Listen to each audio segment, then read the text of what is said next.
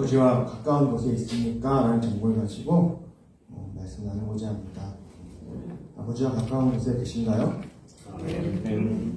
다행입니다. 가까운 곳에 계시죠? 이 시대에 많은 사람들은 명확한 것을 좋아하는 것 같습니다. 그래서 내가 분명하지 않고 명확하지 않은 그러한 상황이 되는 것을 싫어하기 때문에 그런 상황이 되면 어떻게든 이 모호함을 해결해서 답을 얻고 싶습니다. 무슨 문제이든지 그 원인을 찾아내서 반드시 해결해야 될 그 답, 해결안을 찾아내고 싶어 하는 것이죠. 그런 사람들의 그런 마음 때문에 많이 발전해서 빅데이터라는 용어가 생겨난 것 같습니다. 수많은 데이터를 문제에 대입하여서 현재 벌어지고 있는 여러 가지 사안들에 대한 추세선을 파악하고 예측하는 것이죠. 그러한 충분한 데이터를 가지고 있다는 것이 빅데이터라는 단어의 의미이고요. 이를 유용하게 사용한다면 우리 삶에 여러 가지 불확실성이 있는 그 위험들을 제거할 수 있고, 그래서 보다 분명하고 명확하게 좀 불안하지 않은 사회를 살아갈 수 있을 것이다 라는 그러한 기대 속에서 이 빅데이터라는 게 유행했던 것 같습니다. 예를 들면은 우리나라에서 다시 전쟁이 일어날까요? 라고 길거리에 다니고 있는 여러 사람들에게 질문을 했다고 하면 어떻게 대답을 할까요? 여러분들은 어떻게 대답하시겠습니까? 우리나라에서 6.25 전쟁과 같은 그 전쟁이 또다시 일어날까요? 라고 물어본다면 어떤 분들은 요즘 함부로 전쟁을 일으켰다가 온 세계의 지탄을 받으며 외교적인 어려움이 따를 텐데 북한이 어떻게 함부로 전쟁을 일으킬 수 있을까? 라고 이렇게 말씀하시는 분이 있을 것이고, 또 어떤 분은 이렇게 자신의 지식을 자랑하면서 우리나라의 역사를 생각해보면 100년에 한 번 정도는 평균적으로 전쟁이 없었던 적이 없었다 라는 이런 이야기를 하면서 지금 전쟁이 일어나도 아무런 이상하지 않은 그러한 때다 이렇게 말씀을 하시는 분들도 있을 것입니다. 이러한 질문을 빅데이터라는 것을 사용해서 돌려서 추정해 본다면 아마도 지구에 있었던 그 모든 역사들을 다 분석할 겁니다. 다 분석하면서 당시의 세계의 정세가 어땠고 그 당시의 기후는 어땠고 또 그 시대 가운데 당면한 이슈들은 어떤 것이 있었으며 어느 나라와 동맹을 했고 연합을 했고 하물며 그러한 모든 것들을 다 끌어내서 진짜 우리들은 상상할 수도 없는 그러한 많은 데이터들을 다 돌려서 끌어다가 분석합니다. 그리고는 결과값이 나옵니다. 어떻게 나올까요? 오늘 우리나라에서 전쟁이 일어날 확률은 80%입니다. 내일은 70%고요. 올해는 60%입니다. 이렇게 수치로 답을 제공합니다. 모호하지 않은 답을 제공하는 것이죠. 이렇게 수치로 제공을 한 이 모호하지 않은 답이라고 하는데 정말 이것이 모호하지 않습니까, 여러분? 생각해보면 모르겠다는 표현을 그죠? 어느 정도 모르는지, 아예 모르는지, 전혀 모르는지, 아니면 조금은 아는지 하는 정도의 그런 수치로 달리 표현한 것에 불과하지는 않겠습니까? 그럼에도 사람들은 모르겠다라는 말이 주는 그런 불확실성이 있는 그 답보다, 확신 없는 말보다 이런 숫자를 보면서 마치 어떤 답을 얻은 것처럼 그것이 더 명확해 보이는 것처럼 그렇게 생각하는 경향들이 있다는 것이죠. 어떤 조건이 주어지면 그에 걸맞는 그 조건을 충족할 수 있는 확실한 답이 나와야 우리가 안정이 되고 안심이 되기에 사람들은 이러한 방향으로 세상을 계속적으로 발전시켜가는 것 같습니다. 왜 그토록 자녀들을 좋은 대학과 명문대학에 그렇게 보내려고 부모들은 애를 쓰겠습니까? 명문대학에 들어가면 상식적으로 생각해 볼 때 그 대기업이나 소득 수준이 높은 어떤 전문직이라는 결과를 만들어낼 것 같고, 그렇게 되면 또 그에 걸맞는 좋은 조건의 배우자를 만나게 될 것 같고, 그렇게 해서 가정을 꾸미게 될 확률이 높아진다는 것이죠. 계속적으로 세상 속에서 그 디자인된 그 시스템에 맞는 안정적이고 확실한 삶을 추구하도록 이끌어가는 것입니다. 이 시스템에서 떨어져 나가면 실패라고 여겨지도록 세상 사람들은 그렇게 생각을 하도록 하는 그런 주어진 환경에서 세상이 정해놓은 그 행복의 조건값을 갖추기 위해서 많은 사람들은 경주하고 달려가고 있는 것이겠죠. 이러한 구조 속에서 어쩌면 신앙마저도 이러한 시스템에 맞추고 싶어하는 그러한 생각을 주입하는 것이 이 시대의 사단의 공격이 아닌가 하는 생각을 해보게 됩니다. 예수를 믿으면 천국, 그렇게 보장되는 것처럼, 예수를 믿으면 천국이 보장되는 것처럼, 마치 예수님이 천국행 보장성 보험과 같이 생각하도록 실현하게 하는 것이죠. 예수를 믿는다는 조건이 우리를 천국으로, 영원한 생명으로 우리를 인도한다는 말은 틀린 말은 아니죠. 틀린 말은 아니지만, 그런데 중요한 것은 예수를 믿는 것, 그것이 무엇인지에 대해서는 사람들의 관심을 갖지 못하도록 한다는 것입니다. 그것이 바로 문제가 되겠습니다.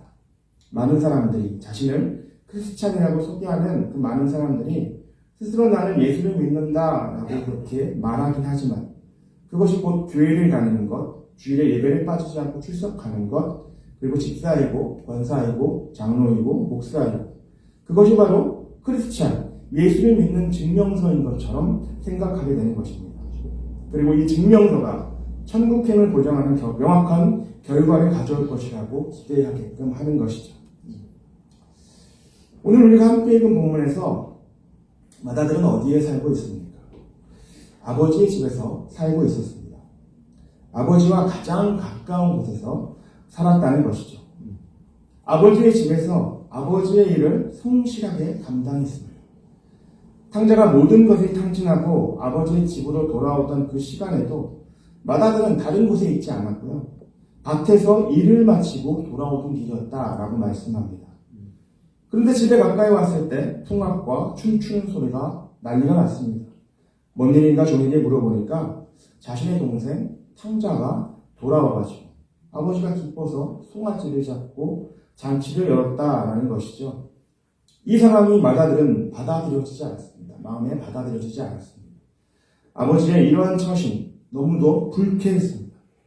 살아있는 아버지에게서 감히 아버지가 버젓이 살아계시는데 감히 자신의 목소리 달라고 그 목소리 상속 빼느라고 억지를 부려서 상속을 받아 떠난 그것도 악한 일일진데 그 받은 모든 재산을 탕진하고 돌아온 이 탕자 자신의 그 동생을 다시 받아주다니 내쫓아도 시원찮을 판에 다시 귀한 아들이라고 기뻐하고 잔치를 벌여주고 있는 그 아버지를 보니까 이 마다들의 속이 말이 아닙니다. 아주 속상합니다. 마다들은 아버지와 가장 가까운 곳에서 살았지만 도대체 아버지와 같이 살면서 그 마음은 어떤 마음을 가지고 살았던 것일까요? 탕자, 동생이 그가 받을 것을 가지고 떠났으니 이제 아버지의 것은 곧 다 내 것이다 라는 그러한 마음이 아니었겠습니까? 아버지는 아버지의 곁을 떠난 탕자가 어떻게 지냈는지, 혹시 험한 일을 당하지는 않았는지 그러한 염려 속에서 살아오고 있습니다. 어리석은 선택을 하였지만 사랑하는 아들이 속히 깨닫고 돌아오기를 바라면서 탕자가 떠난 그 길을 매일매일 하염없이 바라보며 기다리고 있었는데 마다들은 그러한 아버지의 모습을 보았을 텐데도 불구하고 그 마음을 전혀 헤아리지 못했습니다. 아니, 헤아리고 싶은 마음이 전혀 없었습니다. 왜냐하면 이 마다들의 그 생각하는 그의 삶의 충분 조건은 탕자가 떠났다는 것에 있고 이제 모든 것이 내 것이다 라는 그 결과값만을 기대하고 있기 때문이겠죠. 아버지의 집에서 아버지와 가장 가까운 곳에서 살면서 아버지의 집에서 해야 할 그 모든 일들을 여러 가지 일들을 수고하며 감당하고 있었지만 아버지의 마음에는 전혀 관심이 없었다는 것입니다. 아버지가 매일 동생 탕자가 돌아오기만을 바라며 홀로 길에 서서 기다리고 있음을 봤을 테지만 그러한 간절한 아버지의 마음이 마다들에게는 전혀 관심의 대상이, 관심거리가 되지 않았다라는 것입니다. 예수님은 이 비유의 말씀을 그 누구보다 바리새인들에게 전하고 있습니다. 바리새인들은 어떤 사람들입니까? 하나님의 말씀에 스스로 열심히 있는 자들이다 라고 주장하는 자들입니다. 누구보다도 율법을 중요시하면서 온전히 지키려고 수고했던 그러한 사람들입니다. 그런데 이러한 바리새인들이 볼 때에 예수님은 도무지 그 율법을, 하나님 주신 그 율법을 지키는 사람처럼 여겨지지 않았던 것이죠.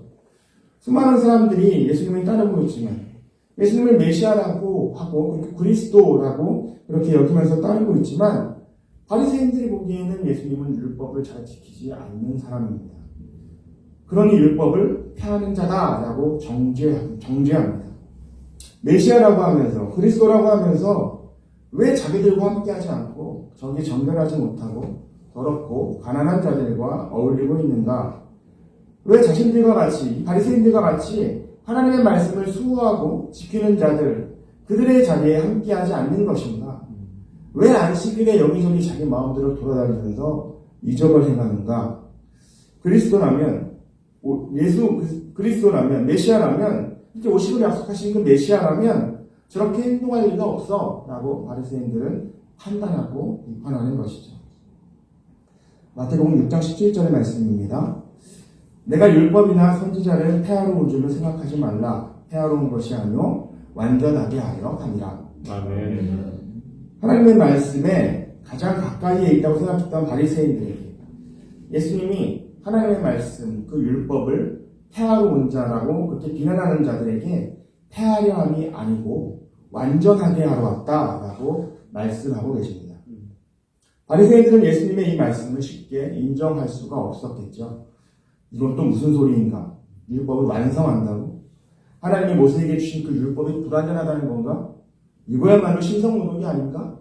그렇게 판단했을 것입니다. 이들에게, 이 바리새인들에게 예수님은 하나님의 마음이 담긴 율법, 그 율법이 가르치는 것은 무엇이며 그것을 지킨다는 것은 어떠한 수준에 이르는 것인지를 그렇게 말씀해 주고자 하시는 것입니다. 이럴 때는 살인하지 말라라는 계명에 대해서 바리새인들은 사람의 육신을 상해하면서 죽이지 않는 수준의 그 말씀이라고 여겼겠지만 예수님은 형제에 대해서 나가, 곧 바보, 멍청이라고 그렇게 비난하고 욕하는 행위까지도 살인한 것과 같다라고 말씀하고 계십니다. 마태복음 5장 21절 22절 말씀입니다. 예수 사람에게 말한 바 살인하지 말라. 누구든지 살인하면 심판을 받게 되리라 하였다는 것을 너희가 들었으나 나는 너희에게 이르노니 형제에게 노하는 자마다 심판을 받게 되고 형제를 대하여 라가라 하는 자는 공회에 잡혀가게 되고 미련한 놈이라 하는 자는 지옥불에 들어가게 되리라. 아멘. 모세가 시내산에서 율법을 받을 당시에 이스라엘 안에서는 어쩌면 종종 살인 행위가 일어날 수 있었던 것 같습니다. 그렇지 않겠습니까? 애굽의 노예들로서 오랫동안 그 안에서 시달리면서 살아왔을 터인데 얼마나 스트레스가 많았을 것인가. 이리 서로 간에 분출하고 다투고 싸울 일은 또 얼마나 많았겠습니까? 벽돌 한 장을 만들면서 날라야 되는 것, 그리고 농사를 지어야 되는 것, 주어진 일들이 굉장히 많지 않았겠습니까? 그러한 가운데 그것이 다 내 몫이 되는 것이 아니고 우리 집을 짓기 위해 사용하는 것이 아니고 다 애굽에 위해서 하는 것들인데 그것을 하기 위해서 매일매일 중노동을 하고 있잖아요. 그러니까 스트레스가 서로 간에 많이 쌓였겠죠. 우리도 일이 많아지고 바빠지면 서로 간에 참 좋은 말하고 싶지 않지 않습니까? 그러던 가운데 있었기 때문에 이들은 정말 빈번하게 다툼이 일어났을 것입니다. 그러나 그렇게 빈번하게 다툼이 일어나도 애굽 사람들은 별로 신경 쓰지 않습니다. 이들에게는 그저 이스라엘 백성은 애굽에 필요한 노동력을 제공해 주는 것으로 그런 의미밖에 없는 사람들이기 때문이죠. 출애굽기 2장에 보면 모세가 히브리 동족을 억압하는 애굽 관리를 분노해서 쳐 죽인 일이 있죠. 그리고 또 그 다음날 그 히브리 동족들이 서로 싸우고 있는 것을 보고서 다툼을 말리려고 하다가 그가 살인한 것이 발각돼서 도망가는 그러한 말씀이 있습니다. 그러한 것을 볼 때에 당시에 싸움이 얼마나 빈번하였는지 또 그로 인해서 사람을 죽이는 일이 또한 잦게 일어날 수 있었음을 생각해 볼 수 있겠습니다. 물론 그 훨씬 이전의 말씀이긴 하지만 창세기 34장의 말씀을 봐도 야곱의 아들들 레위와 시므온이 하몰의 아들 세김이 야곱의 딸 디나를 강간한 사건이 있지 않습니까? 그 사건으로 인해서 혈기를 다스리지 못하고 똑같이 그 일에 대해서 복수하고자 세겜성에 찾아 들어와서 그들이 할례한 틈에 모조리 다 살해하는 그런 잔혹한 일을 벌이기도 했습니다. 이러한 자들에게 어떻게 하나님의 마음을 온전히 담겨있는 그 율법을 전하고 가르치는 것이 쉽지 않았을 것 같아요. 그러하니 이들에게 서로의 육신을 상해해서는 안 된다. 사람의 목숨을 해야해서는 안 된다. 그러한 정도, 그러한 수준에 살인하지 말라라는 그 말씀도 어떻게 생각해보면 참으로 지키기 힘든 그러한 율법이 되었을 것입니다. 그러한 계명이 되었을 것입니다. 그렇지만 예수님 당시에는 어떻습니까? 주어진 율법에 따라서 살인은 절대로 해서는 안 되는 그러한 악한 일이라는 것에 대해서 유대인들에게 인식이 되었지만 그럼에도 불구하고 미워하고 시기하고 비난하면서 계략을 꾸며 악한 일을 도모하는 그러한 바리새인들의 행태, 그러한 자들이 자신들은 살인하지 않았다라고 이렇게 주장하면서 계명을 지켜낸 자들이라고 이야기하니까 예수님은 그 살인하지 말라는 그 계명에 담겨 있는 하나님의 온전하신 뜻을 전해주시면서 형제를 미워하고 타인에 대해 분노를 품는 것도 살인한 것과 다름이 없다라고 말씀하시는 것입니다. 가늠하지 말라라는 계명도 생각해보면 마찬가지이겠습니다. 마태복음 5장 27절 28절 말씀입니다. 또 가늠하지 말라 하였다는 것을 너희가 들었으나 나는 너희에게 이르노니 음욕을 품고 여자를 보는 자마다 마음에 이미 가늠하였느니라. 여성이 한 사람의 인격으로 존중받지 못하던 그러한 시절에 사람 수를 세워도 사람으로서 헤아려지지 않던 그러한 시절에 남자들이 얼마나 여자들에게 폭력적이었겠습니까? 모세가 반드시 이혼할 때에는 이혼 증서를 써줘야 한다라고 말씀한 것도 그래야만 여자들이 그 증서를 가지고 있기 때문에 다른 남자와 다시 결혼을 할 수 있었기 때문입니다. 당시 여자들은 남자와 결혼해서 살아가는 것 외에는 생존할 수 있는 방법이 없었다고 합니다.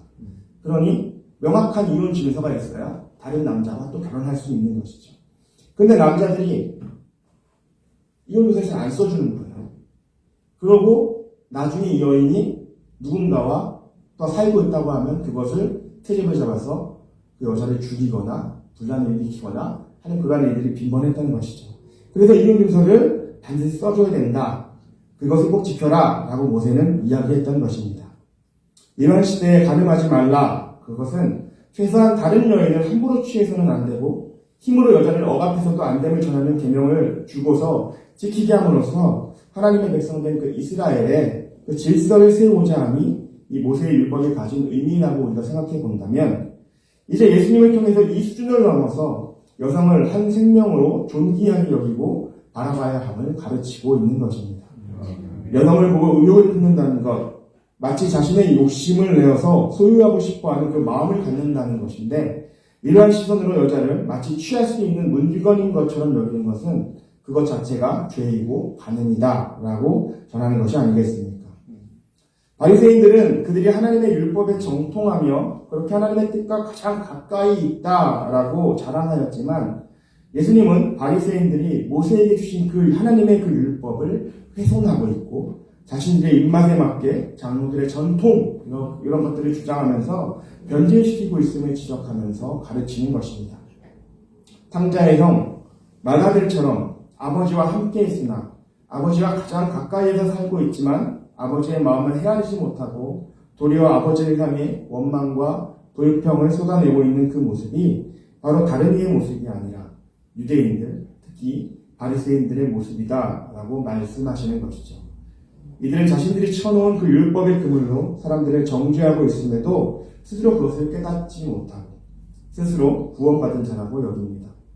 정작 하나님의 아들이신 예수님이 그들 앞에서 이렇듯 말씀을 전하래도 보지 못하고 듣지 못하고 깨닫지 못해서 예수님을 대적할 생각만 가득하게 하고 있는 것이죠. 저와 여러분의 신앙은 어떻습니까? 혹시 바리새인들의 모습에서 우리들의 모습이 비춰지지는 않습니까? 주일 예배를 빠지지 않고 새벽 기도회로 열심히 그 자리를 지키고 있다고 하면서 신앙이 스스로 좋다고 생각하고 있지 않습니까? 예배를 참석하는 것이 하나님 앞에 나의 공로가 되고 있지는 않습니까? 이미 천국의 땅자리라도 받은 사람인 것처럼 행동하고 있지는 않습니까? 예수를 믿는다고 입으로 고백하고 출석하는 교회의 세대교인이면 구원의 조건을 정말로 갖추는 것이겠습니까? 앞서 말한 바와 같이 집사가 되고 권사가 되고 장로가 되고 목사가 된다면 하나님께 가까워지고 구원을 얻는 모든 조건이 다 갖춰지는 것이겠습니까?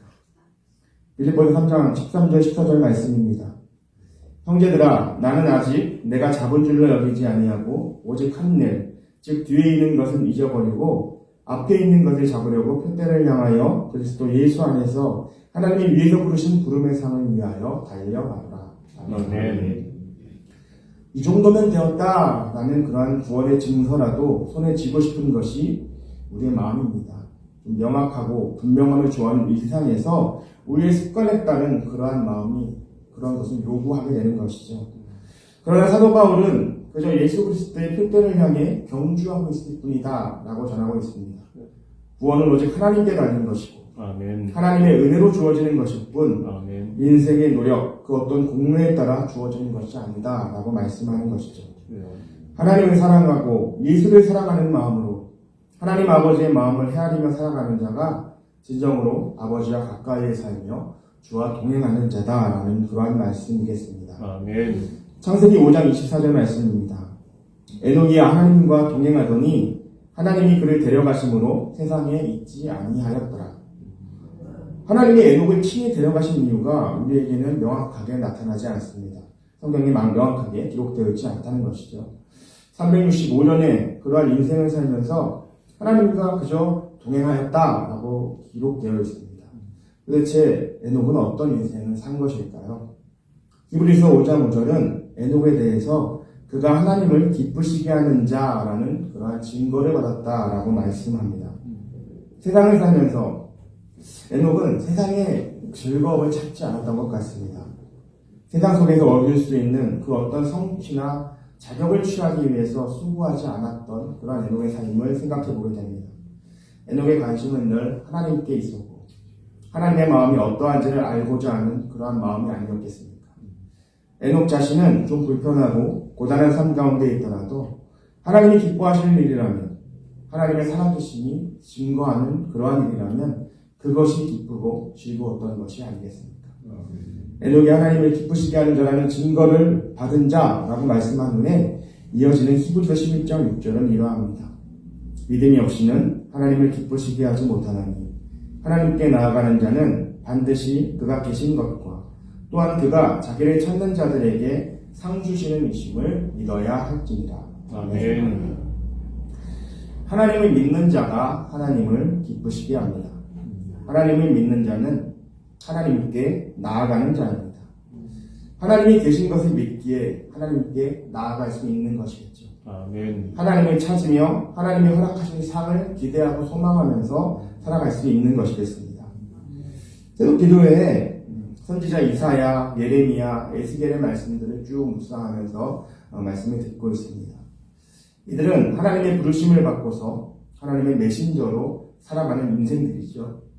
하나님의 부르심을 받으면 세상의 모든 일들이 잘 풀릴 것으로 기대하고 그러한 삶을 우리는 바라는 그러한 마음들이 많이 있겠지만 하고 있는 사업도 잘 되고 가족들도 건강하고 자녀들이 공부도 잘하고 모든 일에 순탄하게 어려움 없이 살아갈 수 있는 것을 기대하게 되는 것이 우리의 마음이겠지만 선지자들은 눈물을 흘리고 있습니다.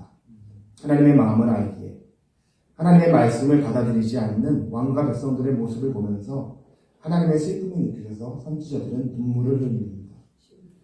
세상 사람들이 자신의 이기와 유익을 위해서 달려갈 때에 그들은 그것과 전혀 관련 없는 구별된 삶을 살고 있습니다. 하나님의 말씀을 전하기 위해서 조롱받는 것을 감수하고요. 매를 맞기도 하고요. 너무도 억울한 누명을 쓰고 감옥에 갇히는 그러한 자리를 감수합니다. 하나님의 마음을 알기에 그 마음을 헤아리며 고난의 시간을 그러나 하나님의 기뻐하실 것을 바라보면서 나아가고 살아가는 것입니다. 아멘. 믿음이 우리를 영원한 하나님의 나라로 인도합니다. 아멘. 그 믿음은 스스로 내게 믿음이 있음을 판단하고 자랑하는 그러한 믿음이 아닙니다. 우리의 믿음이 영원한 하나님 나라에서 살아갈 만한 그렇게 인정받을 만한 그 믿음이 되는지 그 믿음의 판단은 오직 하나님께 있습니다. 아멘. 말씀은 하나님이 기뻐하시는 믿음에 대해서 우리에게 전해집니다. 그 믿음은 이 세상의 가치와는 무관합니다. 그 믿음은 세상과 구별되어서 하나님의 마음을 헤아리며 따라가는 삶이라고 말씀합니다. 아멘. 하나님의 마음을 우리는 무엇으로 알 수 있습니까? 날마다 읽어내는 성경, 하나님의 말씀 안에서 우리는 하나님의 마음을 발견할 수 있습니다. 선지자의 눈물을 통해서 내가 오늘 흘려야 할 눈물은 무엇인지를 발견하고 예수님을 만난 자들의 헌신을 보면서 내가 오늘 손을 펴서 덜어내야 할 재물은 무엇인지 그것을 또한 나누어야 할 대상은 누구인지를 확인하고 순종함으로 나아감이 말씀 가운데 하나님의 마음을 헤아리는 것이 아닐까요? 32절 말씀, 오늘 본문 32절 말씀이 아버지가 기뻐하는 것을 우리에게 가르쳐 줍니다. 이 내 동생은 죽었다가 살아났으며 내가 잃었다가 얻었기로 우리가 즐거워하고 기뻐하는 것이 마땅하다 하니라. 아멘. 상자의 형, 아버지의 맏아들은 아버지와 가장 가까이 있는 줄 알았지만 알고 보니까 가장 멀리 있었습니다. 바리새인들, 그들이 하나님의 율법을 맡은 자라고 자랑하였지만 예수님은 그들이 가장 구원에서 멀리 떨어져 있는 자들이다 라고 말씀하십니다.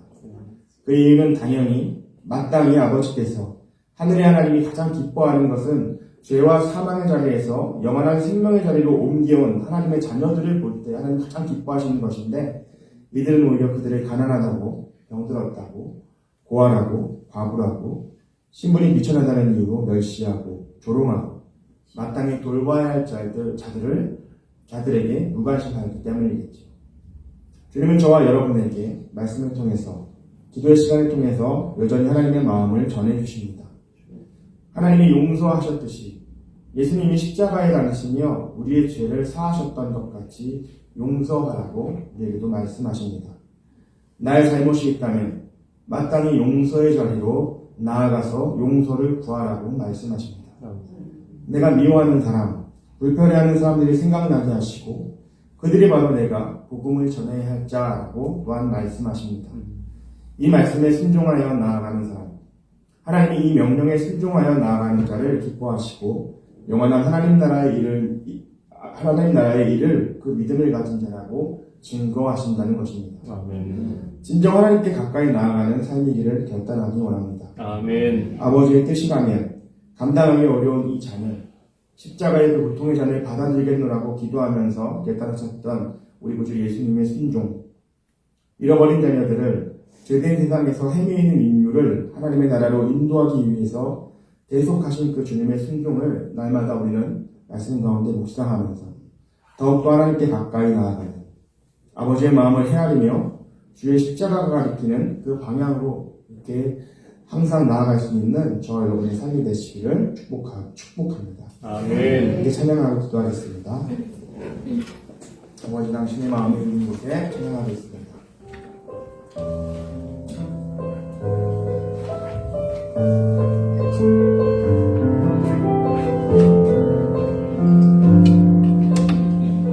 아버지, 당신의 마음이, 아버지 당신의 마음이 있는 곳에 나의 마음이 있기를 원해요. 아버지 당신의 눈물이 보인 곳에 나의 눈물이 보이길 원해요. 아버지 당신이 바라보는 영혼에게 나의 두 눈이 향하길 원해요. 아버지 당신이 울고 있는 어두운 땅에 나의 두 발이 향하길 원해요. 나의 마음이 아버지의 마음아, 내 모든 뜻 아버지의 뜻이 될 수 있기를, 나의 온 몸이 아버지의 마음아, 내 모든 삶 당신의 삶 되기를. 다시 한번 찬양합니다. 아버지 당신의 마음이 있는 곳에 나의 마음이 있기를 원해요. 아버지 당신의 눈물이 보인 곳에 나의 눈물이 보이길 원해요. 아버지 당신이 바라보는 영혼에게 나의 두 눈이 향하길 원해요.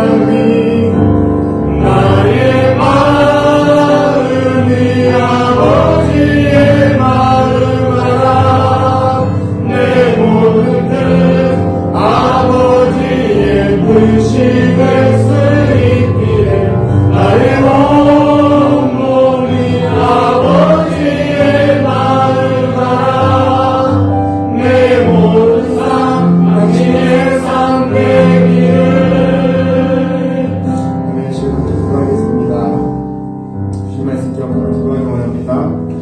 아버지의 마음을 헤아리는 삶을 살게 하옵소서. 날마다 주의 말씀에 붙들고 그 말씀을 읽고 묵상하고 그 말씀으로 기도하며 찬송하며 살아가게 하옵소서. 깨닫게 하신 말씀, 깨닫게 하신 주의 마음대로 순종하여 하나님 나라를 이루어가는 주님과 영원토록 동행하는 삶을 살아가게 하옵소서. 이와 같은 기도의 제목으로 주님의 이름 크게 한번 부르고 기도하겠습니다. 주여